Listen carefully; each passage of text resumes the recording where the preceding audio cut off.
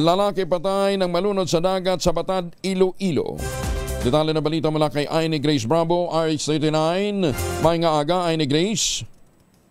Patay ang 59 anyos na lalaki na nalunod sa dagat sa Barangay Binunan, bayan ng Batad, Iloilo.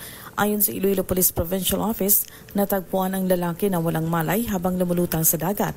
Kaagad na tumawag ng rescuers ang mga nakakita upang matulungan ang lalaki. Dinala pa sa District Hospital sa katabing bayan ng Balasan, Iloilo ang biktima, ngunit diniklara na dead on arrival.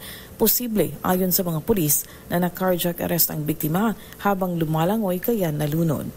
Mula sa Action Radio Iloilo, ito si RH39, Aine Grace Bravo para sa DZRH, una sa Pilipinas, una sa Pilipino. Damo nga salamat, Aine Grace.